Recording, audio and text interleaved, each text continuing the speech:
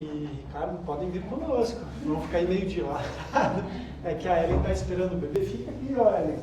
Eu tô vendo na parede que eu gosto. Sim. A Valentina já está chamando atenção. Bom, bem-vindos todos. Então, nossos alunos, alunos de terceirizações, visitantes, pessoal que está vindo na escola pela primeira vez. Eu sou o Ricardo Poli, diretor dessa escola. Vou contar um pouquinho, né, como hoje o tema é liderança, vou contar um pouquinho da trajetória e porque eu gosto de falar sobre o tema. Mas antes disso, bom, quem quiser pode anotar no e-mail, seguir no Instagram, @rickpoli, bem certo? Bem simples. De novo. Ok? Se quiserem, durante a palestra, tirar foto de slide, fazer story, fiquem à vontade. Daí peço que me marquem, só se quiserem. Depois eu compartilho. Bom, antes de mais nada, eu quero começar agradecendo. Então, ao time da escola, a equipe atual, tem até o Percy aqui, ó. Ele estava por ali agora ou não? Estava super sociável, ele tem as funções dentro da escola, né? Só não dá aula, mas o social ele faz muito bem. Bom, então essa é a equipe da escola, Marina, o Julião, que é meu amigo desde 2001 e trabalhamos juntos desde 2010, então já vou fazer uma década. Trabalhamos juntos também em outro período, lá atrás, em outra escola, mas estamos de longa data. Carol, que sou suspeito para falar, que é minha namorada, a Luana, a Cris está preparando o almoço. Programamos cachorro-quente, especial. E o Thiago, que programou tudo isso aqui, agora de manhã ele tem aula em outro lugar. Ele é o nosso webmaster. Obrigado, time, por viabilizar um evento como esse, o dia a dia da escola. O Thiago é o instrutor de vocês na Volvo, né? Pronto. Quero agradecer o meu professor, Rogério Brant, que dirigiu a escola do Alto da 15 por muito tempo. Bem-vindos. E hoje ele está buscando novas frentes, hoje está morando em Nova York, trabalhando numa das escolas de lá e pretende abrir uma escola por lá, em Nova York também. Como o Júlio acho que avisou, mas para reforçar, tem papel e canetas, pranchetas aqui, fiquem à vontade para pegar. Então, o Rogério é uma das referências de liderança. Quando eu falar da minha trajetória, vou contar um pouquinho da linha do tempo. E outra referência de liderança é o professor De Rose, que se tem uma pessoa que tem paixão pelo que faz, senso de missão obstinada, é ele, sim. E incansável, ele é de 44, então ele tem 75 anos. Sei que ontem à noite ministrou curso, hoje vai ministrar também, gosta de estar na ativa. Quando ele vem a Curitiba, enfim, quando nos encontramos em outras cidades para eventos e cursos, assim, é difícil acompanhar o ritmo. Com 75 anos está com um gás de um adolescente, porque ele é apaixonado pelo que faz e é um exemplo de liderança. Então, agradeço também que é o supervisor, né? Cada instrutor do método tem um monitor e tem um supervisor. Assim, a gente garante um desenvolvimento, um acompanhamento e é bem bacana essa estrutura que faz com que cada pessoa tenha realmente um apoio de alguém mais experiente. Bom, objetivos da palestra. Sobre liderança, então, obviamente, a gente quer montar ou gerenciar melhor os nossos times, né? Seja o time da sua casa, do grupo de amigos, do trabalho. E a liderança bem aplicada, eu vejo que gera oportunidades. Então, a ideia é que a gente aprenda ferramentas e desenvolva isso ao longo do tempo para aproveitarmos melhor as oportunidades que a vida nos oferece. E quem não quer ter uma vida descomplicada? Né? Que tem gente que encara a liderança como, nossa, liderar um grupo, tô fora. Ficar lidando com o emocional das pessoas, mas pode ser descomplicado. E começa pela chave interna do líder, querer que seja descomplicado. Obviamente não é uma mágica, mas é uma atitude que se constrói. Bom, minhas referências são, o principal é o método, então eu pratico o método De Rose desde o ano 2000, trabalho com o método desde 2001 Então, obviamente, é a base e o eixo central do nosso trabalho é mudança de comportamento. Na minha opinião, a liderança começa com a atitude, com o comportamento da pessoa. Tá? E outras referências?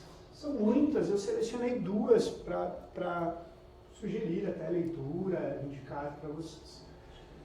Dale Carnegie, Como Fazer Amigos e Influenciar Pessoas. Eu lembro que quando eu recebi a indicação desse livro, o nome me pareceu algo não positivo, né?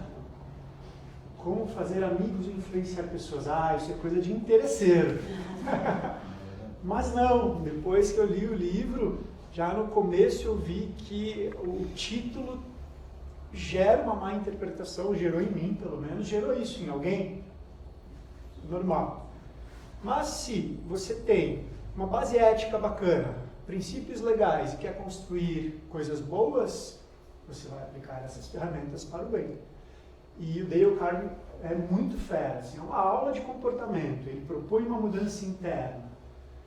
Aqui uma das frases que mostra, né, que ele preza pelos bons relacionamentos, evitar uma discussão e prezar pelo bom relacionamento, que tem a ver, o que casa com a proposta do método.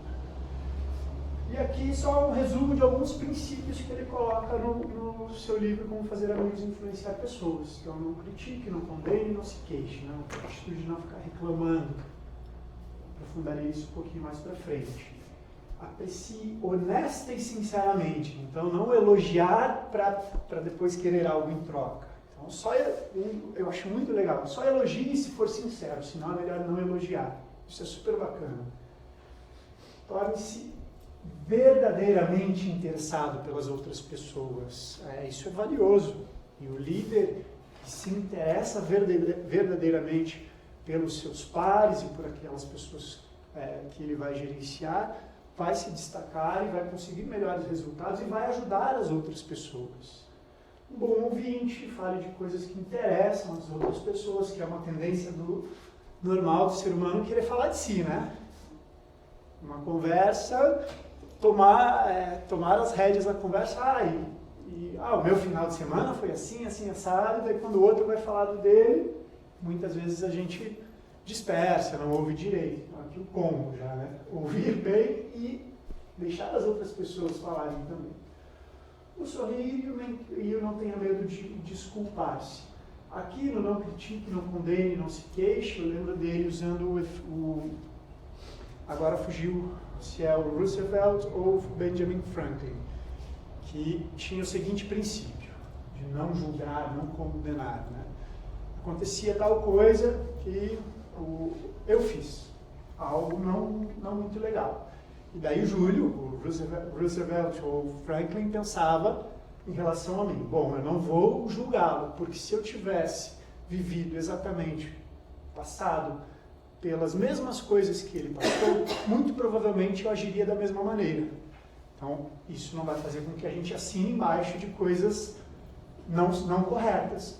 Mas é uma ponderação interessante. Antes da gente sair julgando de bate-pronto uma pessoa. Deixa eu me colocar no lugar dela, que hoje está muito em alta, né? Falar sobre empatia. É isso. Então, se eu tivesse vivido exatamente o que ele viveu, será que eu não teria uma atitude muito parecida? Então, sabendo disso, como eu posso atuar de maneira mais lúcida e menos reativa para resolver a questão ou para chamar a atenção, se necessário? É um princípio bem bacana. Bom, então uma indicação do Dale Carnegie. E outra, de um brasileiro, Roberto Tranjan. O primeiro livro dele que eu li foi o Metanoia. Agora estou lendo O Velho e o Menino. Ele fala muito sobre encontrar ou reencontrar o propósito, valorizar as pessoas e não os processos, e não colocar os processos acima das pessoas, não que não vá valorizar os processos, eles são importantes, mas nunca colocar os processos acima das pessoas. Então, é uma linha bem humanista, bem interessante. E ele ensina um sistema de gestão que se chama gestão progressista. Algumas escolas da rede utilizam, então olha que bacana, para quem está nos conhecendo agora. Então você passa, vê essas casas lá laranjadas, né? São escolas independentes, cada uma tem o seu proprietário, usamos o mesmo selo de qualidade, que é o método, tá? Somos credenciados a uma administração central, mas não, como se diz, não franqueados, então não existe royalties. E cada escola tem autonomia. Claro que tem os processos que são em comum, o padrão de qualidade mínimo, de formação dos instrutores, acompanhamento, tem auditorias anuais, mas cada escola tem autonomia para aplicar detalhes de gestão de acordo com o seu contexto. Então, muitas escolas do método aplicam o sistema de gestão ensinado pelo Roberto Trangelo, que é a gestão progressista. Depois pesquise sobre, indico a leitura desse livro, do Velho Menino, eu estou na metade dele agora, estou achando super interessante, e traz ensinamentos bacanas para a gente refletir e melhorar, né, a nossa forma de lidar com pessoas e liderar pessoas, a nossa própria vida, dificuldades. Bom, voltando à principal referência, que é o método. O que é o método? É um conjunto de técnicas e conceitos. A gente faz técnicas respiratórias, treinamento de concentração e meditação, técnicas corporais, a gente deixou passando umas demonstrações ali. Ali são pessoas que treinam de forma muito específica para dar aquele show. E os alunos também fazem coreografia, né? Você já apresentou a sua, não, né, Aline? Ainda não. Qual a pressão? É que você machucou o punho, né? Mas enfim, não precisa ser naquele nível, tá? E cada um vai até onde pode. E é super forte, assim, a gente propõe uma transformação interna, não só do corpo, mas emocional e mental, através de técnicas e também de conceitos. E os conceitos a gente aprende palestras assim, através de leitura, convivência, boa parte do conteúdo que virá a seguir está contemplado desse campo de conceitos. E o método acontece quando há a fusão disso, de técnicas e conceitos, ok? Bom, um pouco da minha trajetória. Então, como eu disse, eu comecei a praticar no ano 2000, eu fazia engenharia civil na época, não era o que eu queria definitivamente. Comecei a dar aulas em 2001, em 2002 tomei uma das decisões mais difíceis da minha vida, que foi sair da engenharia civil lá na Federal e me dedicar totalmente ao método, eu estava na metade do curso. E em 2000, daí eu planejava abrir escola em 2006 e estava fazendo dando os checks no cronograma, né? Para ganhar experiência, acumular um capital para o investimento e tudo mais. Formar instrutores para que fossem a minha equipe. Então, quando eu mostrei a nossa equipe ali, hoje a nossa equipe está pequena, já chegamos a 18 e por muito tempo operamos com mais ou menos 12 instrutores. Daí, voltou a ser aluno, o outro está trabalhando em outras escolas, temos monitorados trabalhando em outras escolas, mas a gente não coloca no jornal ou no LinkedIn lá um anúncio de que a gente está procurando instrutores. A gente forma a pessoa do zero, então é bem trabalhoso, é bem desafiador. Ou seja, não chega uma fila de hoje eu vou fazer 15 entrevistas e vou escolher aquele que eu julgo ser mais adequado porque a gente precisa, né? Não. Tem os alunos, um aluno se interessa em fazer o aprofundamento, depois se interessa em fazer a formação e vai tempo, vai esforço e vai trabalho. Então, não é tão simples ter uma equipe com um bom número de pessoas. Então, na época, eu estava trabalhando com aqueles alunos que queriam se tornar instrutores para, quem sabe, fazer parte da minha equipe. Isso em 2002. Mirava 4 anos à frente. Em 2004 surgiu uma oportunidade. Essa escola caiu no meu colo quase da noite para o dia. Eu recebi o convite para ser diretor técnico num sábado à noite, segunda-feira de manhã eu estava aqui. Eu tinha 23 anos. Eu não consegui dormir de domingo para segunda, cabeça mil, Na época eu tive um sócio, o Richard, que era um aluno em formação, queria investir numa escola, tivemos a sociedade por 1 ano e pouco, depois ele seguiu outros caminhos, isso não estragou a nossa amizade, então quebramos a tendência, a família dele tem uma seguradora, a casa sempre foi segurada por eles, sempre que eu precisei fazer seguro de carro, eu fiz com ele, enfim. E em 2004 eu assumi, em 2005 comprei a parte dele, então já são aí 15 anos.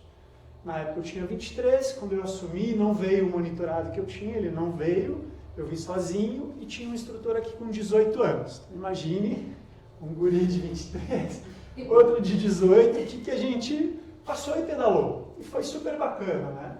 Até porque a rede oferece um apoio, oferece... quem já trilhou o caminho da sua própria empresa compartilha informações, então isso foi providencial. Mas eu tive que aprender na marra a liderar um grupo, a gerenciar pessoas, a fazer esse grupo crescer. Então, em 2010, quando tem uma foto lendária, assim, quando a equipe estava com 18, que até ficou um pouquinho over esse tamanho, para mim foi muito realizador lembrar que eu com 23 cheguei aqui, tinha um outro instrutor com 18 e levamos 6 anos para construir um time com 18 pessoas. E o aprendizado virá no conteúdo que eu vou colocar a seguir. Bom, hoje eu atuo como diretor da escola, recebi em 2016 a incumbência de coordenar a Federação do Estado, desde 2013 faço parte de um grupo de 12 diretores que se reúne semanalmente online, né, no mundo todo, para tratar de assuntos que são do interesse comum de todos os diretores da rede. Hoje somos 110 escolas pelo mundo. Tá? Em 2017 eu comecei a fazer o trabalho de auditoria, visitar as escolas. Somos um time de auditores, né, mas cada escola recebe a visita de um certificador anualmente o certificador verifica cerca de 30 itens, mas mais do que isso, o certificador atua como um consultor e procura repassar boas práticas. Isso aqui, a escola de vocês tem um contexto parecido com a da fulana lá de Belo Horizonte. Conversa com ela que ela está fazendo uma ação que dá certo lá, quem sabe seja bom vocês aplicarem isso aqui também. Então, não é aquela auditoria chata, sabe, só para viver erros. Não. Vamos trabalhar juntos para melhorar, ok? Bom, dentro do método eu considero os conceitos como fundamentos. A engenharia civil não saiu totalmente de mim, hein? Então, a fundação de um edifício, de uma construção, é importantíssima para o edifício, para a construção ser realmente feita e continuar firme por muito tempo. Se não houver uma boa fundação, não tem como construir, ou a construção fica instável e pode cair. E o mesmo vale para a gente. Então, lá dentro, né, os meus princípios, as minhas emoções, a minha forma de encarar o mundo e a vida, eu considero como fundamento. Para, acima disso, a gente construir coisas das mais diversas áreas. E, na minha opinião, e é só a minha opinião, tá? A liderança começa com gestão emocional. Porque eu sempre falo que se a pessoa não consegue gerir o seu próprio emocional, como que ela vai conseguir gerir um grupo que é composto por diversos emocionais, e que às vezes é uma bomba no relógio, né? Então, para mim faz muito sentido pensar em liderança, começa aqui dentro, a minha atitude. E se não buscarmos ser exemplo, não tem nexo, né? E não existe líder perfeito, porque mesmo o melhor líder do mundo é ser humano, e vai errar, vai pisar na bola, vai ter o dia não tão bom. Então, mas o problema é, a pessoa em 100 dias, de 100 dias em 99 pisa na bola, e em um só não. Então, o que a gente tem que fazer? É a matemática, né? Tem que adequar a proporção. Se em 100 dias... De 100 dias, 2, a pessoa não estava num dia legal, você pensa, não, aconteceu algo muito ruim, aí você deixa passar, tolera, entende, né? Ok? Bom, um exemplo clássico de como a gente busca aplicar a liderança com as bases do método de Rose, que se propõe a utilizar a referência de uma civilização que existiu há mais de 5.000 anos e que tinha princípios matriarcais, em vez de patriarcais. Princípios que valorizavam a sensorialidade, a sensibilidade, e não a repressão. Tá? Então é a história de uma senhora descendente de alemães que tinha um restaurante e um dia o De Rose foi a esse restaurante e viu como ela lidava com os seus garçons e o pessoal da casa. E a forma dela falar e chamar a atenção saltou aos olhos. E seria algo assim. Então, o garçom cometeu algum erro, em vez de ser ríspido e não treinar adequadamente, a dona Lúcia, então, uma ilustração de como era a chamada de atenção da dona Lúcia, ela, meu filho, começa assim, eu gosto muito de você, meu filho, mas eu já te passei essa orientação algumas vezes, meu filho. Se você fizer isso mais uma vez, meu filho, eu vou te colocar no olho da rua. Então, o jeito, a forma, não é com uma patada, é com firmeza, mas com carinho. Então, é algo que ilustra como seria ideal conseguirmos aplicar, mesmo no momento em que no restaurante o bicho pega, né? O horário de rush de um restaurante é super estressante para quem está na cozinha, para quem está servindo. Então, mesmo em um momento assim, o líder conseguir respirar fundo, aplicar a civilidade, aplicar o carinho, aplicar firmeza simultaneamente. Bom, hoje fala-se muito em soft skills, né? Habilidades humanas. Então, a empatia, eu já citei, né? A criatividade, a própria liderança, considerado por muitos soft skills, saber trabalhar em grupo. Qual outro soft skill? Resiliência, enfim. E então lembra aquela parte de conceitos que eu mostrei anteriormente? A gente, dentro do método, se propõe a trabalhar esses aspectos. Tem outros. A boa comunicação, gerenciamento de tempo e tal. Por que eu estou trazendo isso? Por quê? Tem um case que eu gosto de mostrar, que é do Lauro, que foi instrutor, voltou a ser aluno, no momento ele não está praticando, mas é irmão de coração também, como Graziella e Jane. Hoje ele mora em Gotemburgo, na Suécia, ele é a Fer, a esposa dele, e o Lauro trabalha na Volvo, né? E ele é ele é arquiteto de software, essa é a formação dele. Então ele programava. O que ele fazia? Programava. Era um trabalho técnico. E passaram-se alguns anos e a atuação dele chamou a atenção dentro da empresa e ele foi convidado a gerenciar um projeto. Daí a parte técnica, até se souberem, e eu falar alguma bobagem, me corrijam, tá? Porque o que eu quero colocar aqui é o cerne de que o Lauro saiu da parte técnica e migrou para uma área de relações aplicando conceitos do método, que no mundo costuma se chamar soft skills.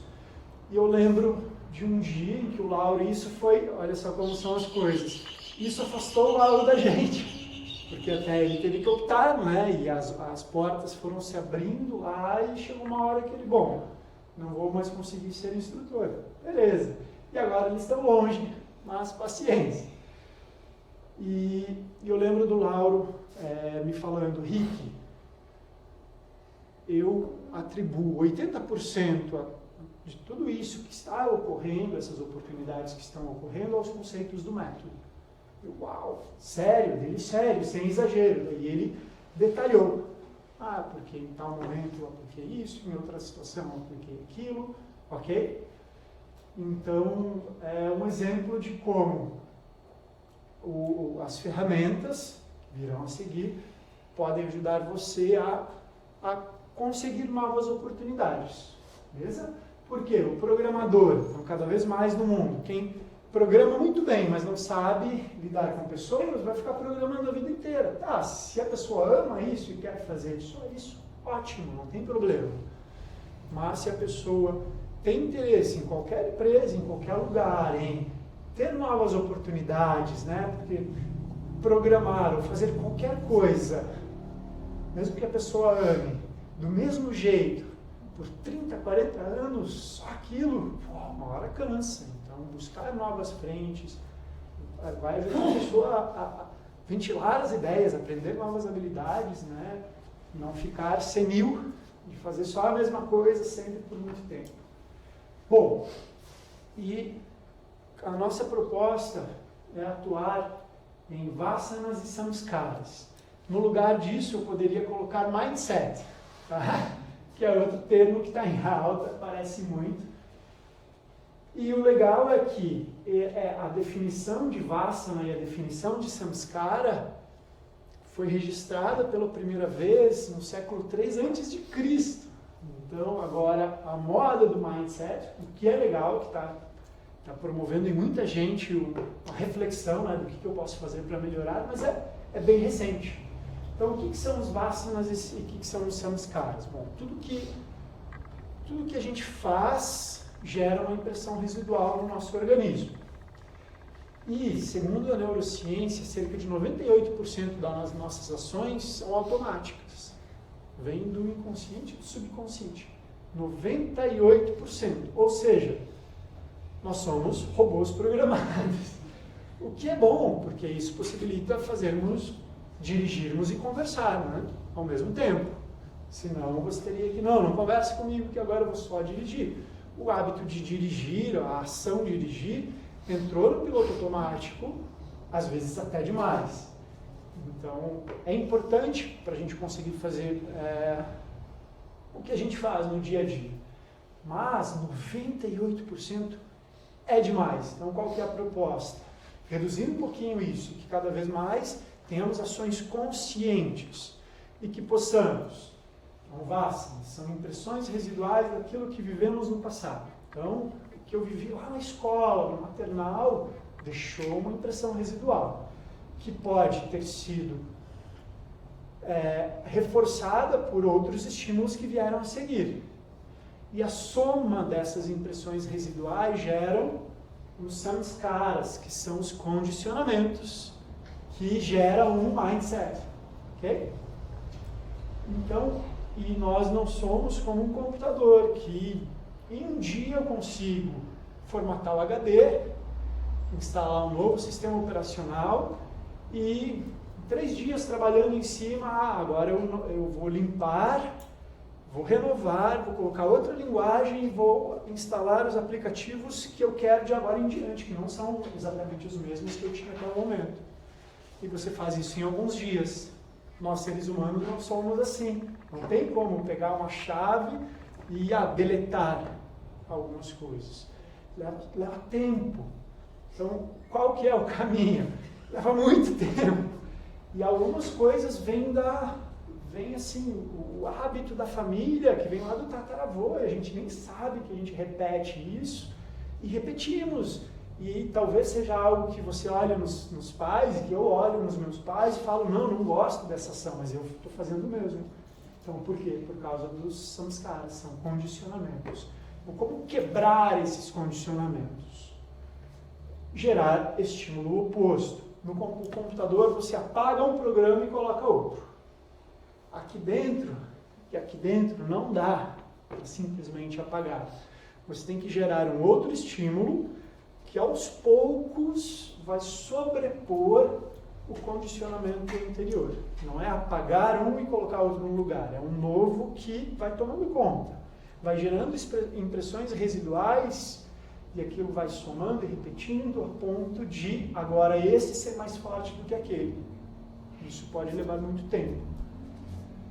E a estabilidade emocional, a ideia é gerar estabilidade emocional, que eu considero uma chave para muita coisa. E a proposta é que tenhamos cada vez menos oscilações Ah, no momento está muito feliz, está tão feliz que nem dorme direito de ansiedade.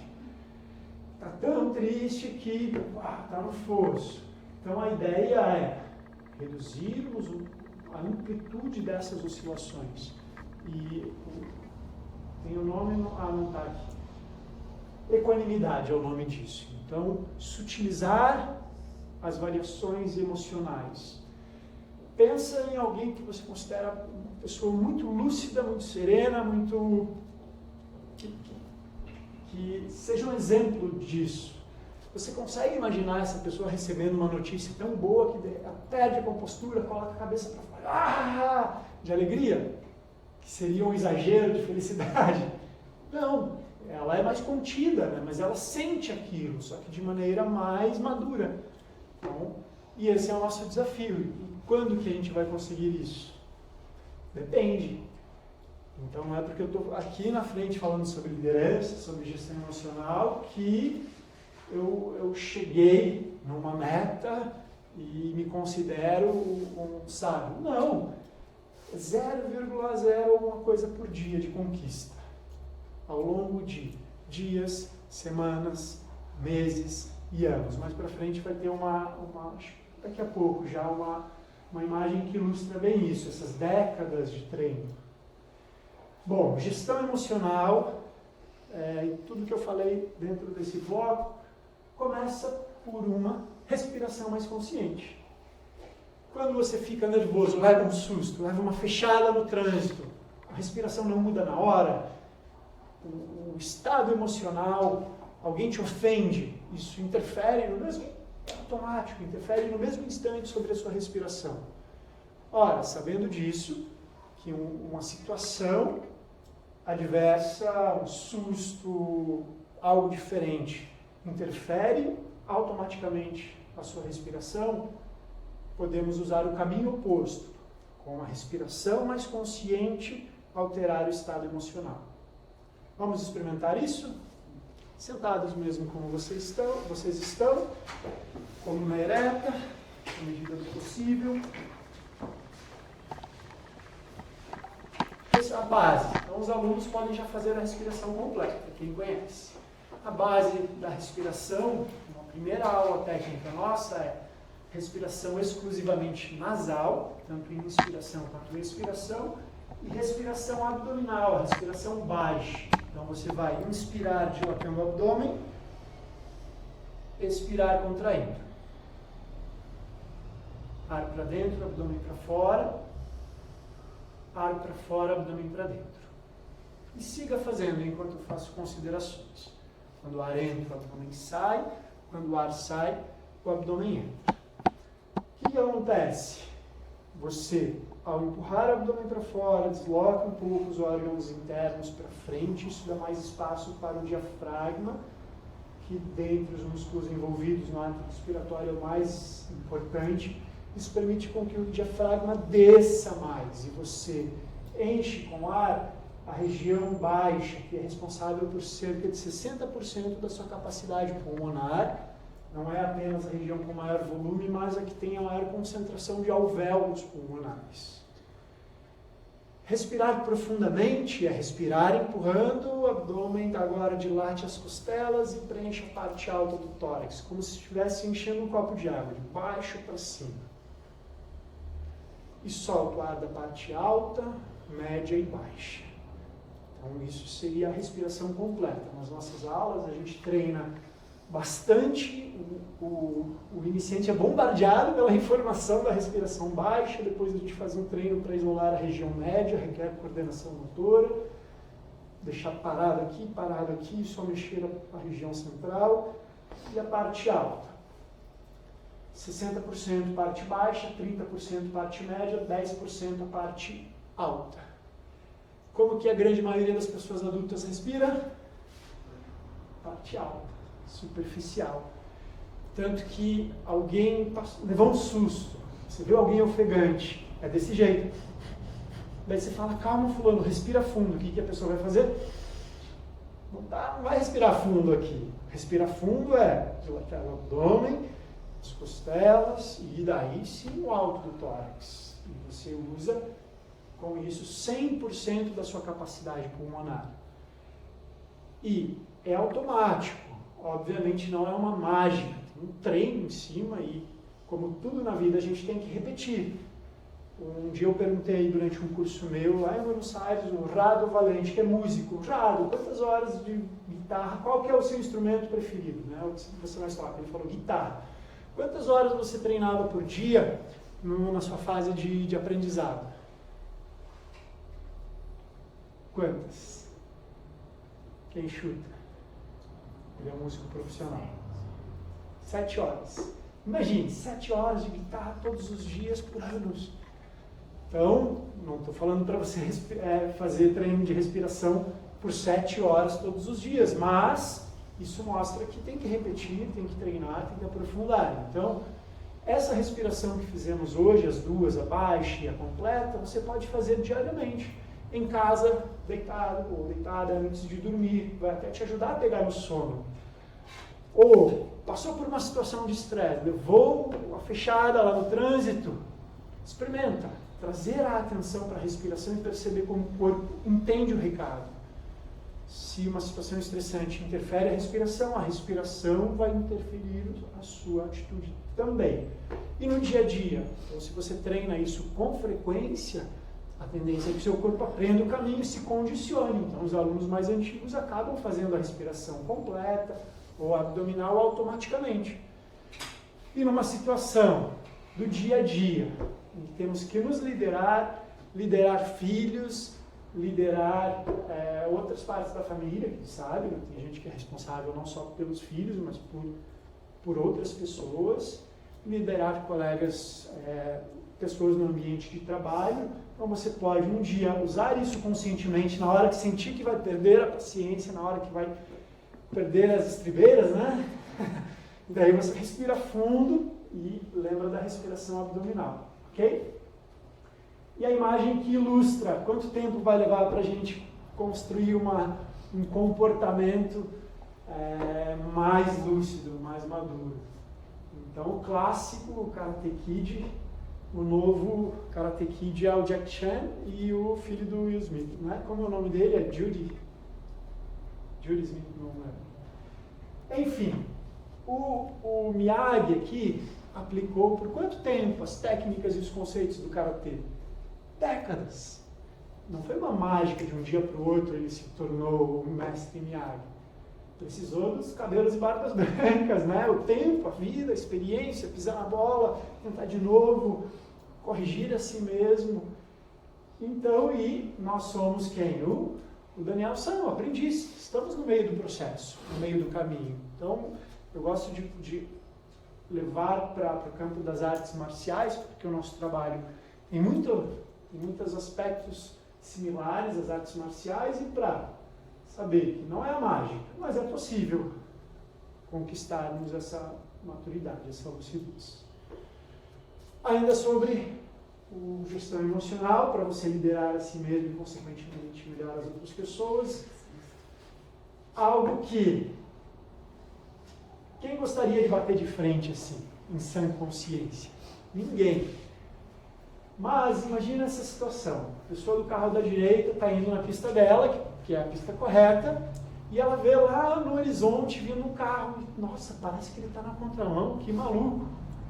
E continua. Nossa, ele está na contramão mesmo. Então, sai, daí começa a buzinar, né? E os carros vão se aproximando e essa pessoa quer mostrar que ela está certa. E ela não sai da frente. E sei lá por quê, o outro não saiu da frente também. E bate de frente. Claro, isso, no trânsito isso nunca vai acontecer. Né? Alguém vai desviar.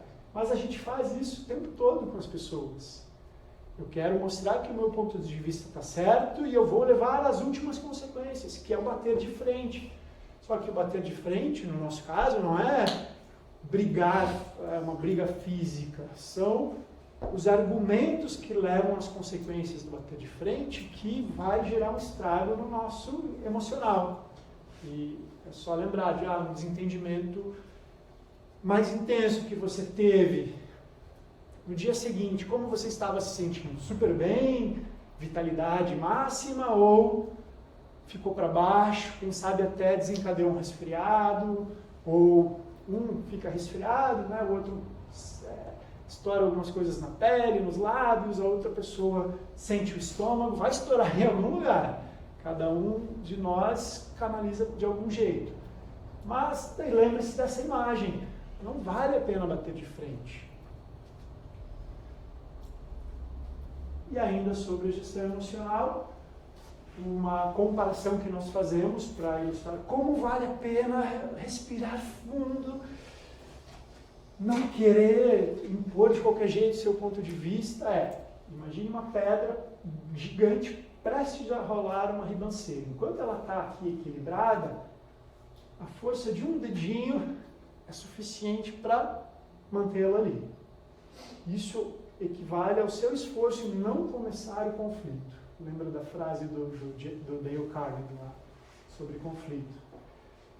Porque a partir do momento em que essa pedra rola a ribanceira abaixo, sai da frente, não entra na frente dela. E aí, numa relação, o que equivale a essa pedra rolando a ribanceira abaixo, quebrando tudo que está lá embaixo? Daí a gente diz aquelas verdades, né? E que depois as duas pessoas se arrependem, diz um monte de coisa no calor da emoção, e aí quebra-se um relacionamento, quebra-se confiança, quebra a cumplicidade, é como um vaso quebrado depois. Quebrou, você pode até colar, mas vão ficar as cicatrizes. Ok? E liderar os medos, transformar medo em precaução. O medo trava a pessoa, a precaução faz com que ela tome medidas que diminuem as chances de tal coisa acontecer. Eu vou falar mais sobre precaução daqui a pouco. Liderar nossos desejos, nossas ações, nosso passado, nosso presente, no futuro aqui, está muito ligado à nossa felicidade, né?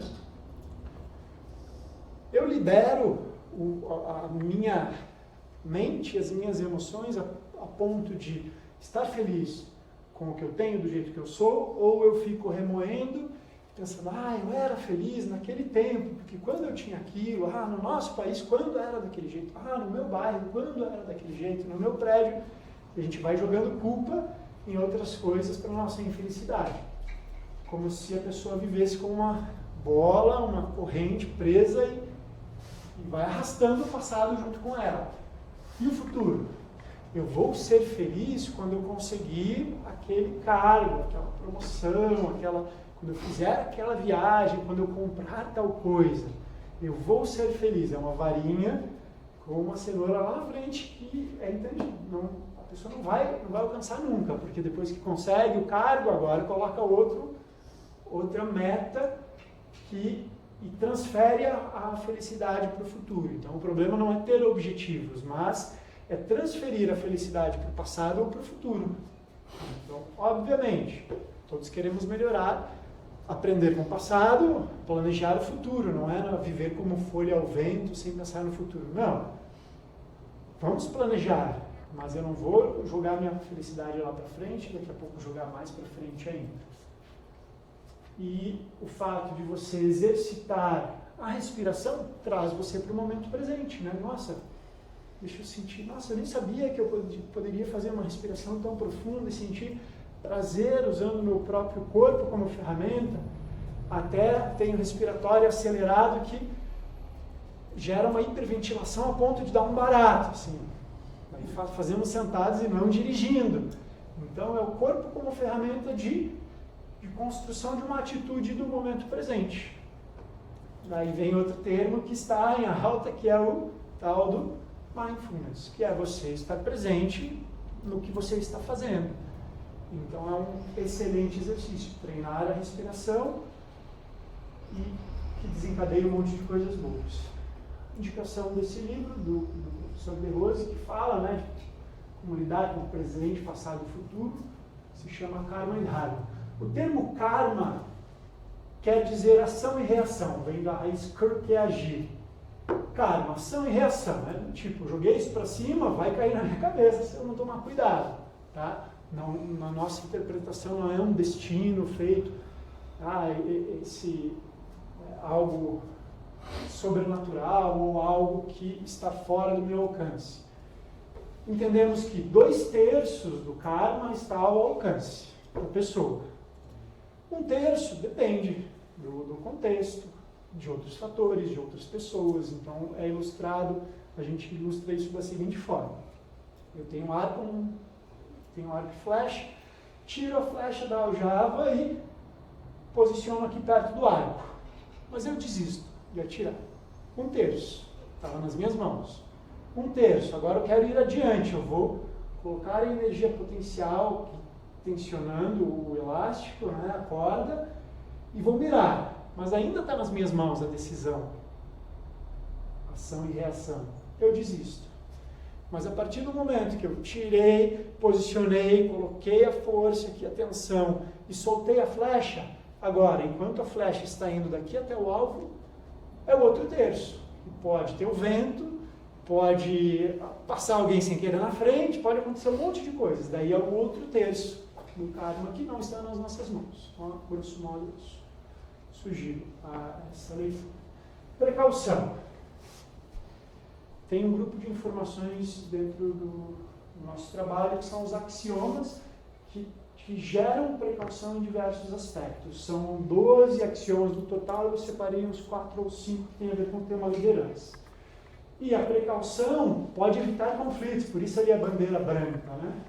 Então, axioma número 2, dar a segunda chance é dar uma segunda oportunidade para que a pessoa repita a mesma atitude. Então, nós como líderes, ou temos que aprender a ser líderes, temos que aprender a ser liderados também, né? São os dois lados da moeda.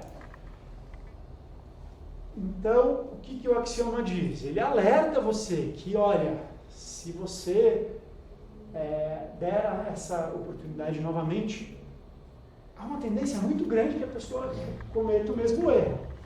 Quer mesmo assim?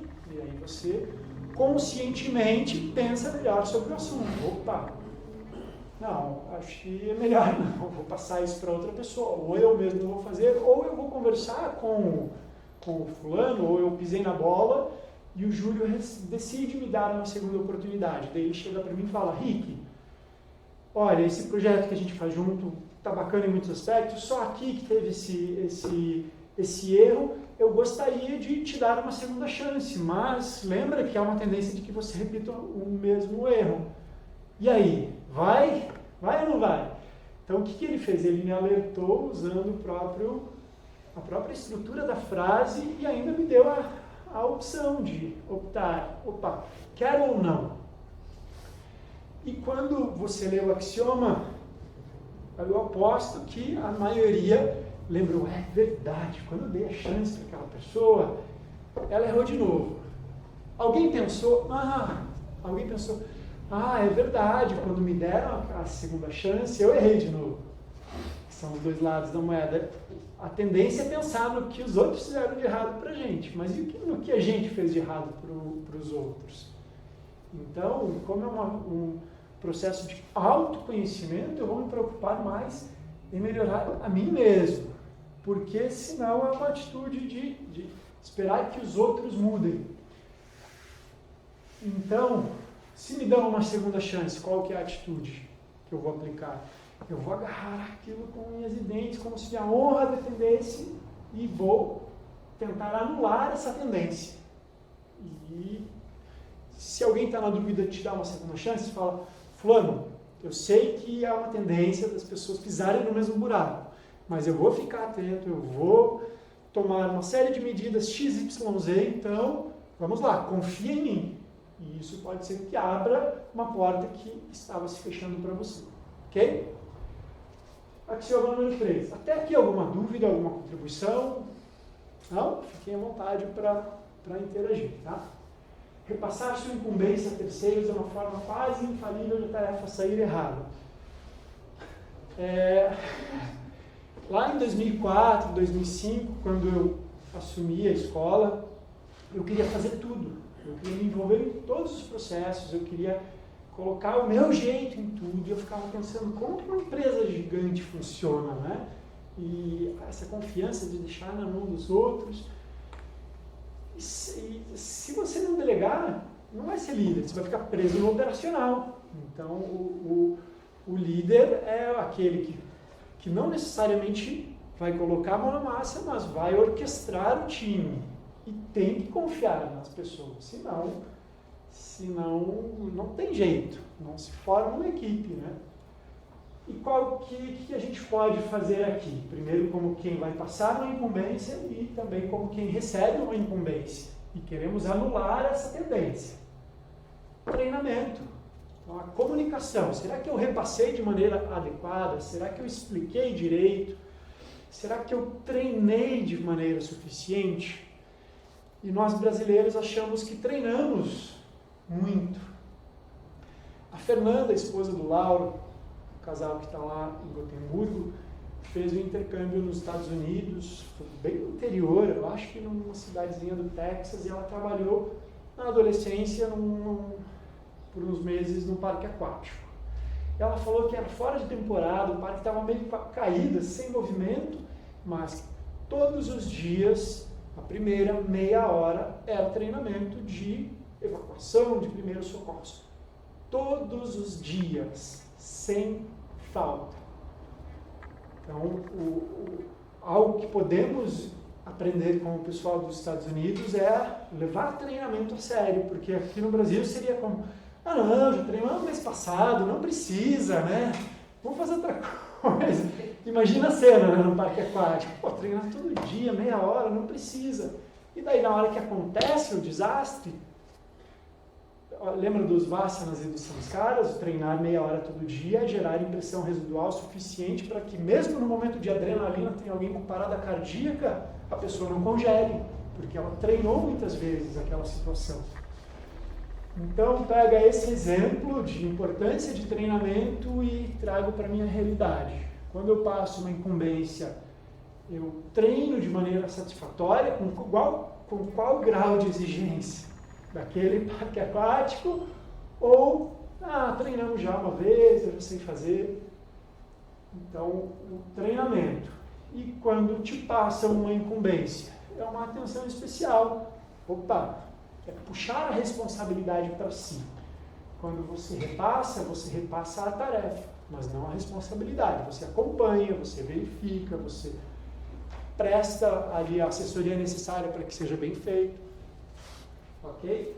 Transfira a tarefa, mas não a responsabilidade. Quando te repassar a incumbência, puxa a responsabilidade para si. Essa atitude de puxar a responsabilidade já vai gerar uma outra atitude para fazer a tarefa. E aqui só mencionei treinamento à exaustão. Deixar recado não funciona. Um dos principais problemas de equipe é a comunicação. Então, hoje a gente está com esse problema na nossa equipe.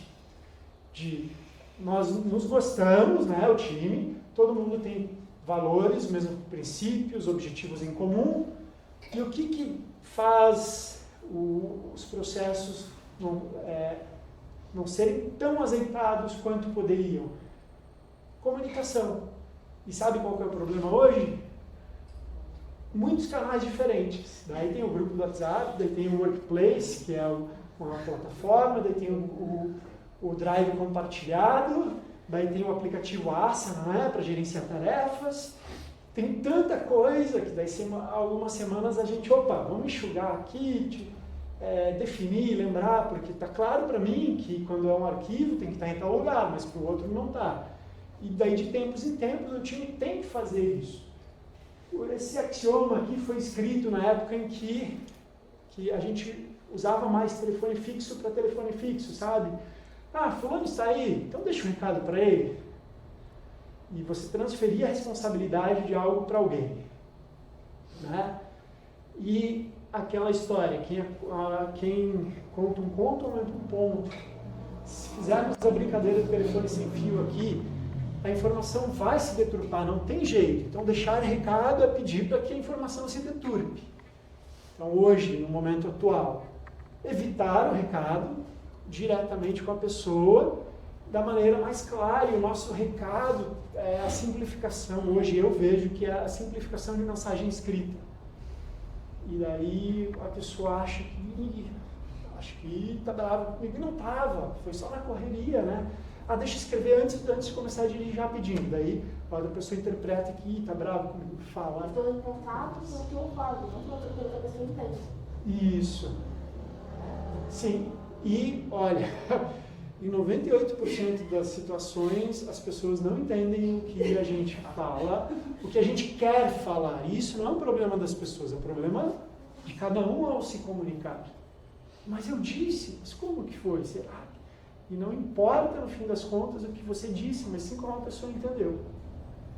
E isso está vinculado ao deixar recado. Não evitemos, sejamos mais diretos na comunicação. Nada é aquilo que parece ser. Os próximos axiomas estão interligados. E sobre esse eu tive uma sacada. Nada é aquilo que parece ser. Timidez extrema transmite antipatia.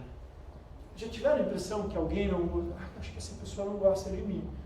Mas muito provavelmente é uma pessoa tão fechada, tão na dela, que ela sorri menos, que ela é mais comedida na interação, e ela acaba transmitindo a sensação que ela não gosta. Então, 2 pontos. Vamos observar com mais atenção alguém que seja assim, e se for da sua equipe, abrir um canal de comunicação. Se for uma pessoa liderada por você, tentar ajudá-la a vencer um pouco, né, a timidez. Ela não precisa se tornar comediante, né, mas pitadas de extroversão vão fazer bem para ela. E agora, cada um aqui também, como faço a minha autoavaliação. Eu sou tímido ao extremo. Eu era bem tímido antes de começar a praticar. Nossa, eu morreria se me colocassem aqui na frente para falar para um grupo por um tempo. E fui trabalhando isso. Primeiro a vontade e depois ferramentas, né? Não tem como você se expor. Ok? Aquelas demonstrações lá, que vocês viram das técnicas corporais, é uma das ferramentas que eu uso. Então eu gosto de demonstrar também para me expor e reduzir a timidez. Ok? Então preste atenção no seu grupo de trabalho, se tem alguém com esse perfil que está passando uma imagem equivocada. Nada é verdade, tudo é percepção. Como que era o anterior? Nada é aquilo que parece ser. Esse nada é verdade, tudo é percepção, tem a ver com o que a Beatriz, né? Que a Beatriz falou. A percepção, a minha percepção do que o Rodrigo disse, será que é o que ele quis dizer? Talvez não. Então fiquemos atentos. E o seguinte, tudo é relativo. Então, em qual perspectiva, né, tal informação é verdade ou é mentira? Então pega um exemplo, que são os hábitos culturais. Então, em determinado país, a questão de educação, terminar de comer e arrotar. Para a gente seria um absurdo, nossa, que falta de educação. Então, tudo é relativo, tá? Imagens que ilustram, nada é aquilo que parece ser, nada é verdade, tudo é percepção e tudo é relativo. Então, o que é isso aqui projetado em azul, com o contorno azul na parede? Nada é aquilo que parece ser, nada é verdade, tudo é percepção, tudo é relativo, depende. Então, quem está olhando nessa perspectiva, só isso, esse lado, está errado em dizer que é um quadrado? Não, uma perspectiva daquela pessoa, confere. E alguém que esteja aqui do lado dessa parede, aqui do ladinho, assim, olhando só essa projeção. Está errado em dizer que eu sim? Não. Mas, alguém que olhe a situação de cima.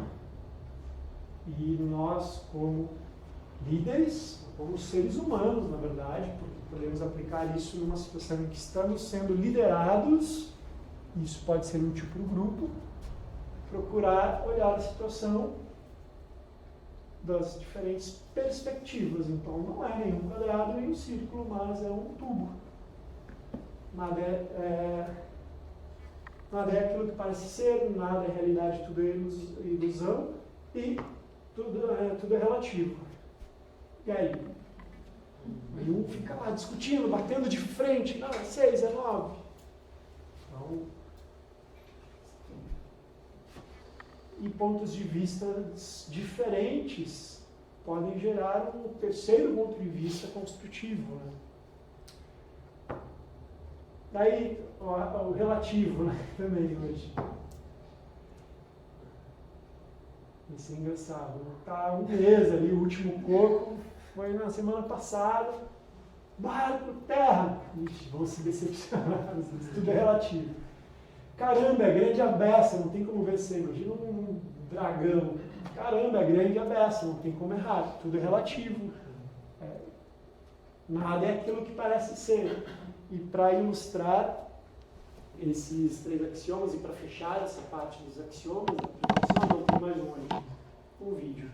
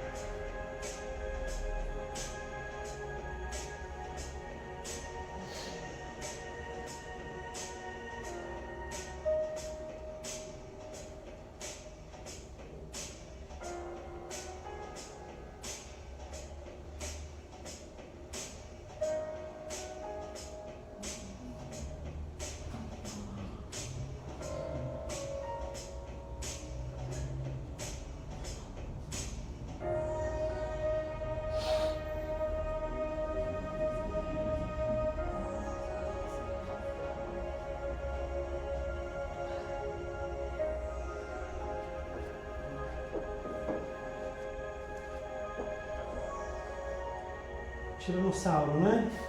E aí?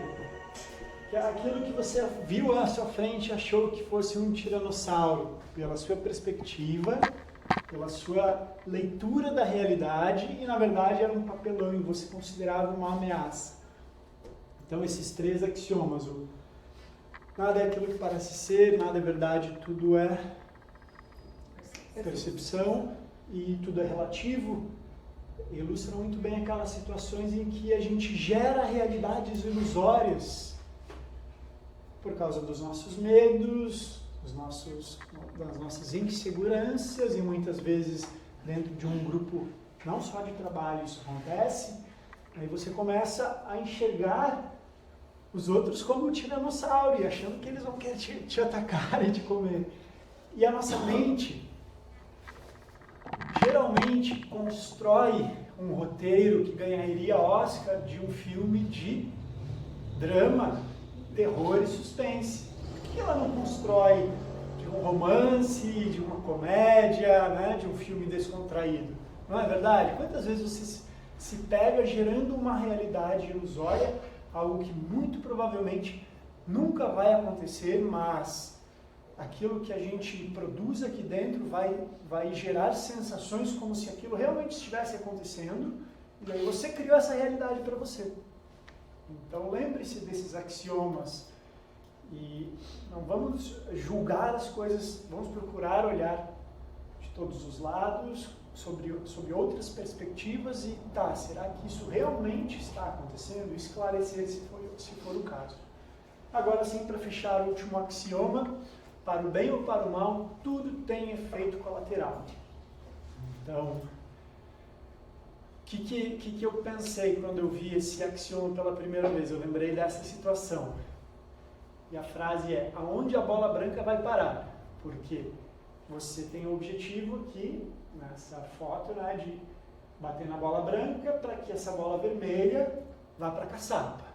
Mas e o que vem depois? Eu estou pensando 2 passos à frente, como um jogador profissional de sinuca ou como um jogador de xadrez, ele não pensa só nessa jogada. Eu sou amador, vou lá e estou abafando. Daí ele já está pensando 3 jogadas à frente. E na nossa vida, nossas ações dentro de uma equipe, quais serão as consequências secundárias? Aonde a bola branca vai parar? Eu vou encaçapar a bola vermelha, mas também a bola branca? Então, pensar com mais consciência e mais à frente, ok? Bom, desafio nosso, para todos, então existe o não roubar para um grupo assim, seria algo, fora de contexto, mas e o nosso próprio tempo e o tempo dos outros? Então eu, como líder, estou respeitando o tempo dos outros, e é um desafio constante. A gente tem 500 mil coisas, muitos estímulos, e se a gente descuidar, a gente rouba o tempo. Se a gente não cuidar, a gente rouba o tempo dos outros. E isso pode ser crucial, né, para a confiança, seja entre líder e liderado e vice-versa. Saber a hora de deixar, né, as pessoas irem. Então eu contei um pouquinho da nossa realidade, de ter que formar uma pessoa, pegar uma pessoa do zero e fazer uma formação profissional para que ela esteja apta a trabalhar com você. E quando eu vim para cá, eu tive que aplicar a não possessividade, o desapego com o meu monitorado, que trabalhava lá no alto da 15. E ele optou pela logística pessoal dele naquele momento continuar lá, e eu contava com a vinda dele. Isso quebrou fez romper a nossa ligação, o nosso vínculo de monitoria naquele momento? Não. Então, mas se eu não estivesse pensando tanto nele, eu ia ficar forçando a barra. E toda vez que a gente força a barra, ou força demais um parafuso, o que acontece com o parafuso? Espana. Depois que espanou o parafuso, é um trabalho, né? Vira um pepino. Por quê? Espanou a relação. Então, até a referência aqui do Yoda, treinados a pegar daquilo que mais tememos, do que mais tememos perder, nós temos, né? A construção invertida dele. Mas, então, no nosso contexto aqui de exercer liderança, preparar alguém, alinhar a expectativa antes de onde você vai querer trabalhar. Estou contando com você no meu time agora, e não ficar apegado àquela pessoa. Se ela teve uma boa oportunidade, deixa ela ir, não pense pequeno, ok? Bom, e a atitude de como vamos enxergar as situações adversas da vida. Imagine um líder que reclame o tempo todo de tudo e de todos. Reclama que está quente, reclama que está frio, reclama que está chovendo, reclama que está fazendo sol demais. Tudo é motivo para reclamar. E a gente tem até no nosso curso de desenvolvimento pessoal, que é um módulo de aprofundamento, né, o desafio dos 21 dias sem reclamar. E a brincadeira séria é você se propor a ficar 21 dias seguidos. Cada vez que reclama, zera a contagem. Daí, geralmente é assim, no primeiro dia, a pessoa conta, nossa, eu reclamei 783 vezes ontem. Ela contou, que já foi um passo, né? Tomar consciência de quantas vezes reclama. Daí, no segundo dia, hoje eu reclamei menos, foram 525. Então, eu exagerei nos números, mas eu lembro que uma vez alguém contou e não era um número próximo a 1000, mas eram 100 e tantas reclamações, que a gente reclama sem perceber que está reclamando. Né? E você vai se policiando e reduzindo. Daí a pessoa está lá no 4º dia sem reclamar, está feliz, ela deixa cair algo e dá uma bravejada, esbraveja assim, reclama. e daí zera a contagem, a gente brinca até, né? É legal gerar um fator associativo. Então, ó, cada vez que reclamo, eu troco o relógio de lado para simbolizar que eu zerei a contagem. E daí a pessoa reclama, e daí reclama que reclamou, daí zera de novo. E assim vai. Que droga, reclamei, daí zerou de novo. Mas, talvez não consiga chegar nos 21 dias, mas talvez leve meses. Só que só de se propor a fazer esse exercício é interessante. A gente muda a atitude interior. E no ambiente assim, na vida, né? O papo de elevador, qual que é? É uma coisa boa, de novo, é um filme de terror, é um filme de comédia. É um comentário positivo, é uma constatação, é uma reclamação. Normalmente vê-se reclamação, porque nós somos bombardeados por reclamação e tragédia o tempo todo. Você liga o noticiário, o prêmio de literatura do menino talento do seu bairro não vai estar lá. O que vai estar? Vai estar a tragédia, que é o que vem de notícia, né?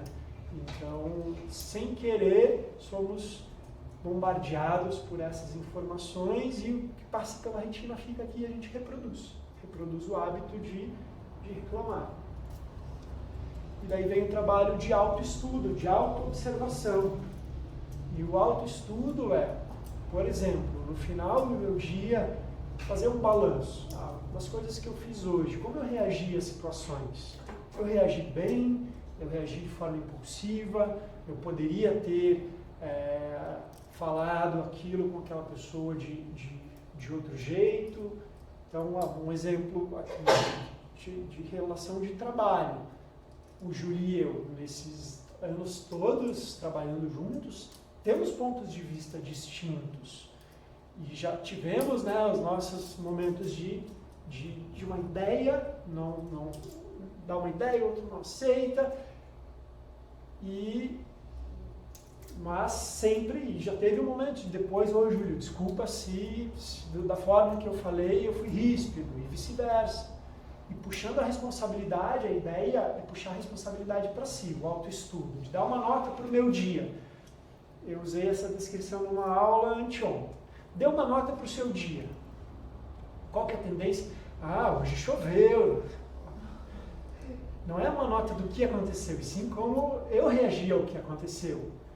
Então, a nota do meu dia não é para os fatores externos, para aquele 1/3 que não está ao meu alcance. A minha nota é para esse terço e para esse terço das minhas ações. Porque nisso eu vou poder mexer, isso eu vou poder aprimorar.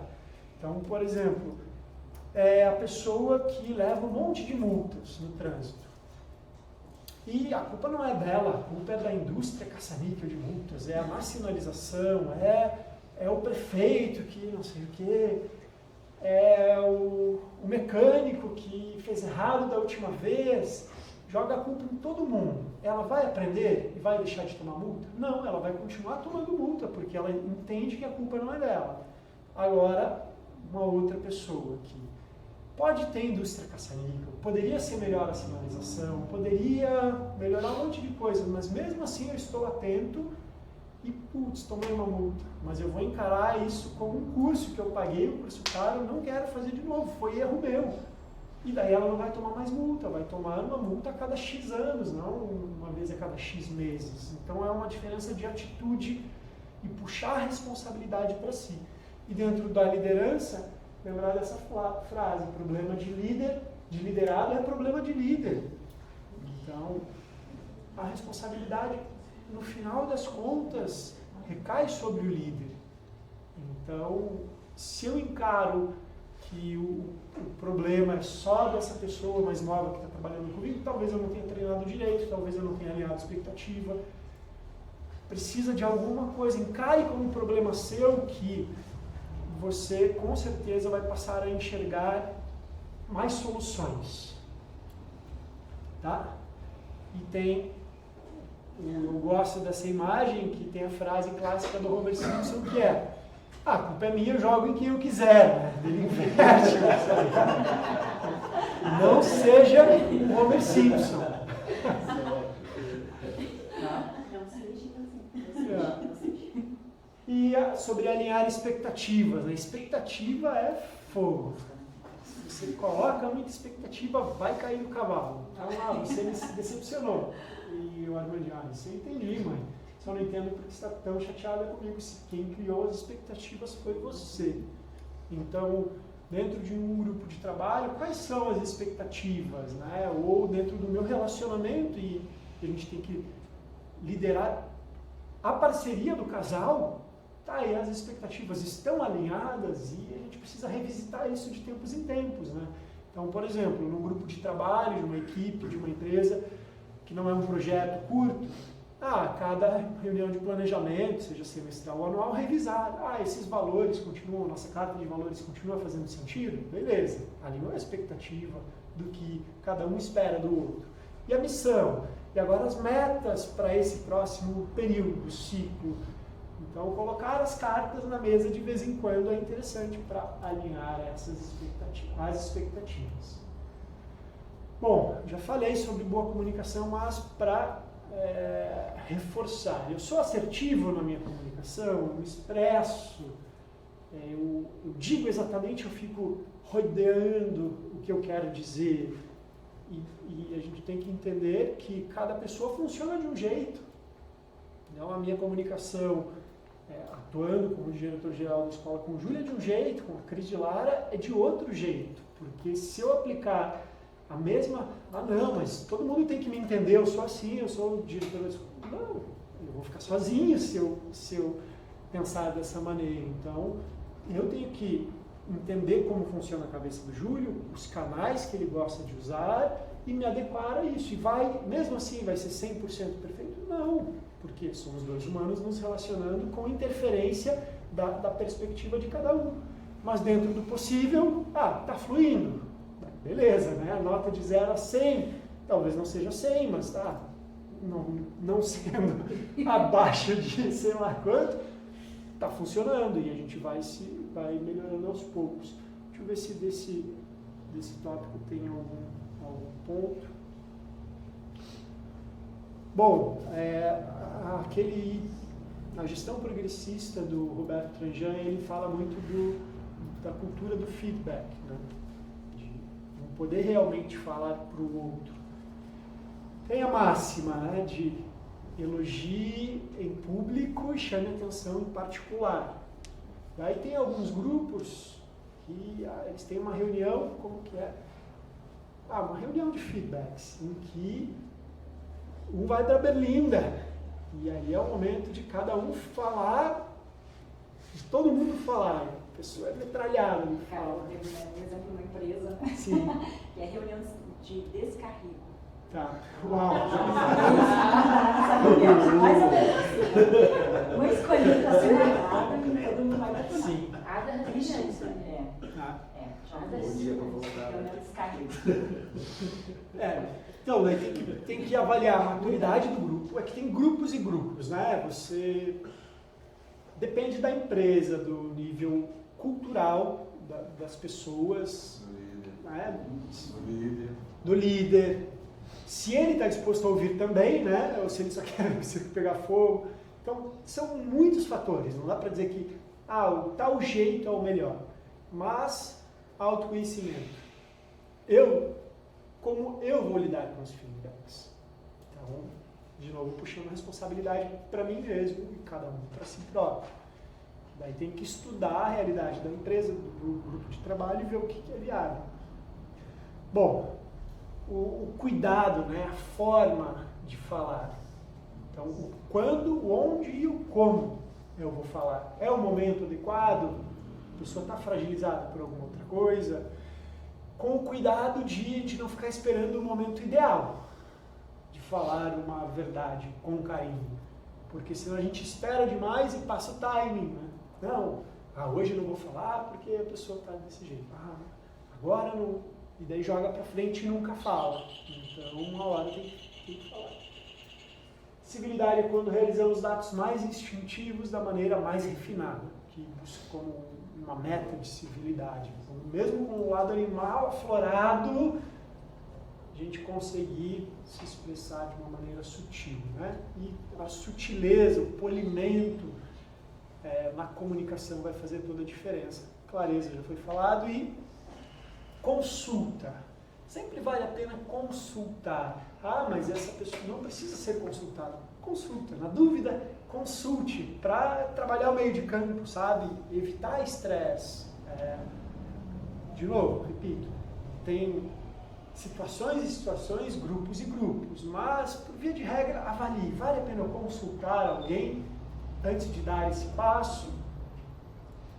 Às vezes, alguém pode estar criando uma realidade ilusória lá na cabeça dela, que ela está sendo excluída de tal processo, e uma simples consulta sua, um aviso ali em box, olha, a gente conversou assim, legal, tem alguma sugestão para melhorar isso? Que a pessoa não, mas ela se sentiu, ela vai sentir que participou de uma decisão, enfim, vale a pena a consulta. Olha que bacana, a gente aqui na escola, nas escolas do Método de Rose, a gente tem um sistema de gestão que se chama administração participativa. Isso surgiu na década de 70.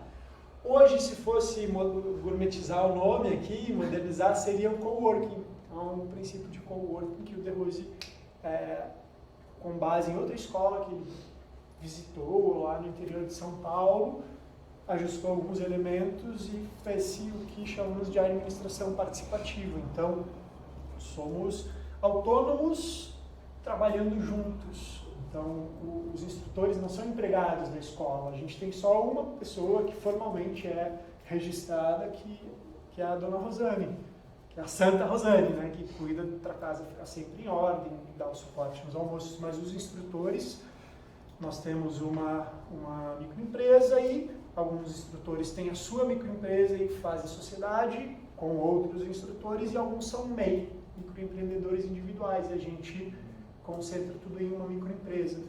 E isso, a chave, né, fora a questão técnica, que daí eu deixo para o financeiro cuidar com o contador, mas o conceito de não ficar cada um puxando numa direção, mas sim juntos querendo chegar em um determinado lugar. Então, com um interesse comum, e não é um cabo de guerra, mas o conceito de construirmos juntos uma realidade e, em cima disso, fazermos uma divisão de resultados, com base na capacidade de cada um de gerar resultados. E esse conceito de administração participativa pode ser usado por outras empresas também. Não por todas, né? Depende como é, enfim. O encrenqueiro é o professor.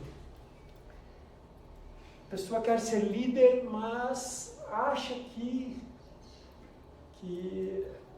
vive com a ilusão de que vai ser possível trabalhar só com as pessoas que não têm gênio forte, que não têm o contraponto, aquelas que não enroscam na hora de uma reunião. Seria maravilhoso.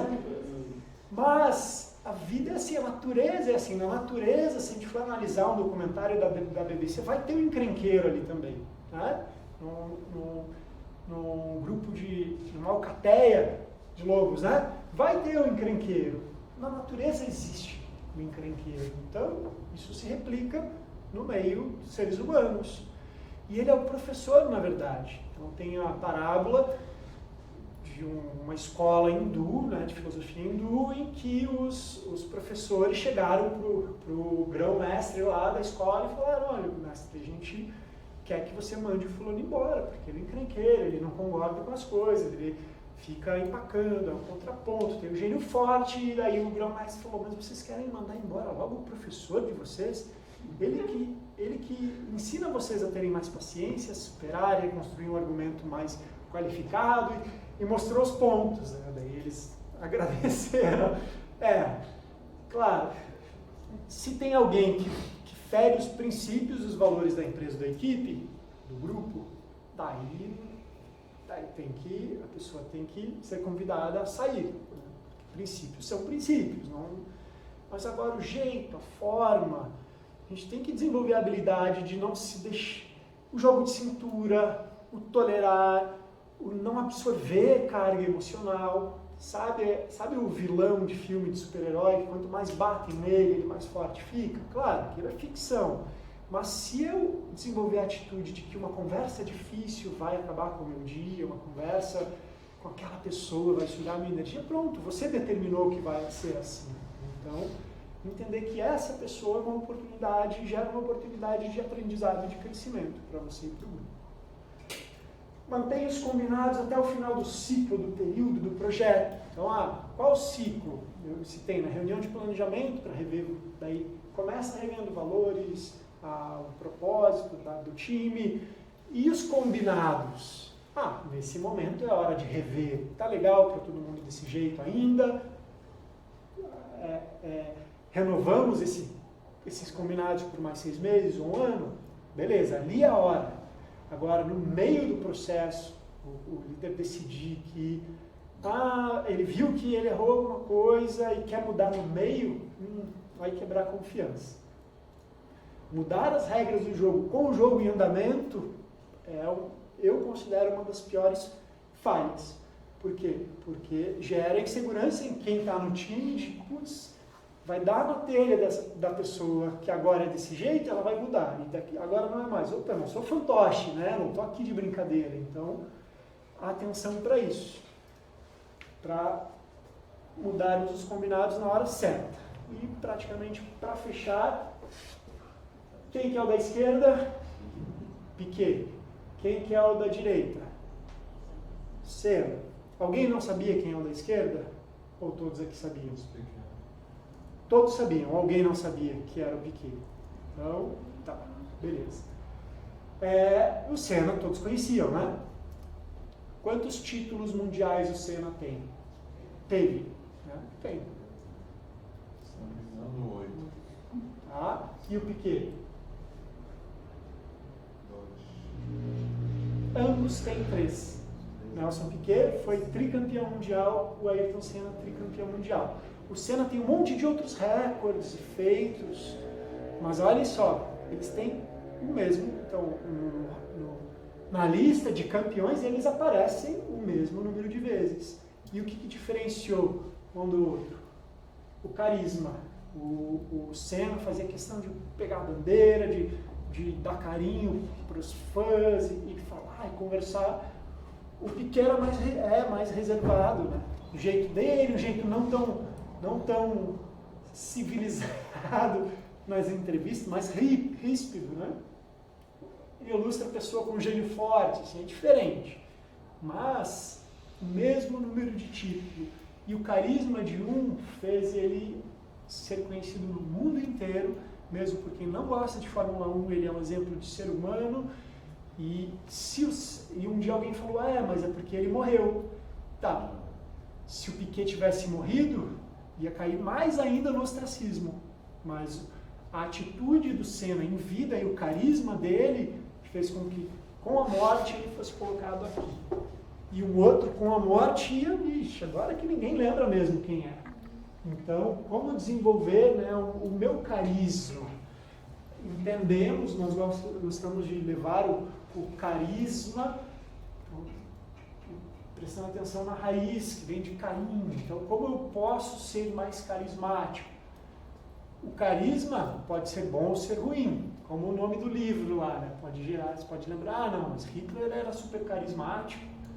Tem outras pessoas, geralmente tem o carismático com princípios legais e com boas intenções, tem o carismático que quer fazer besteira. Então o problema não é o carisma em si, o carisma não é bom nem ruim. O que eu vou fazer com esse carisma? Então fica o estímulo de você pensar sobre, pesquisar, como eu posso desenvolver o meu carisma.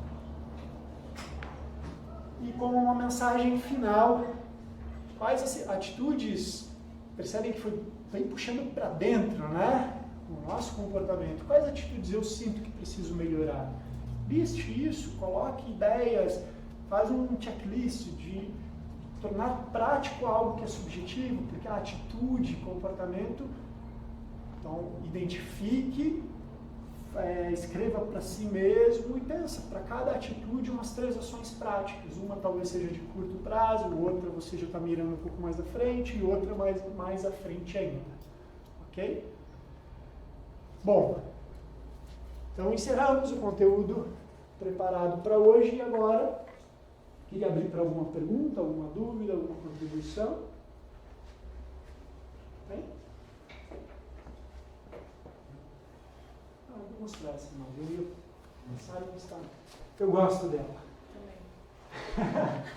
Então, tudo que eu faço na vida, como procurando liderar melhor a mim mesmo e a minha vida, minhas atribuições e as pessoas que estão comigo. E ser liderado em outros momentos. Tá. Se eu faço algo todos os dias do ano, e talvez eu não gere resultado, meu investimento de tempo e de dinheiro muitas vezes não volta, né? A gente inicia o projeto, arrisca, não voltou. Se eu fizer um pouquinho a mais, assim, 0,02 a mais, vou fazer mesmo cansado, vou fazer só mais um pouquinho, vou me esforçar um pouco mais, então é autossuperação, sobre esforço, pode fazer com que o resultado que foi nulo se torne um resultado que faz crescer bastante, né? O seu investimento de tempo, de atitude emocional, financeiro também. Então eu gosto desses números que ilustram uma atitude que a gente pode aplicar em tudo, na verdade, né? Traia para o contexto do que a gente falou hoje. Ok? E agora sim eu quero... Viram que na divulgação tinha o Business Connection, né?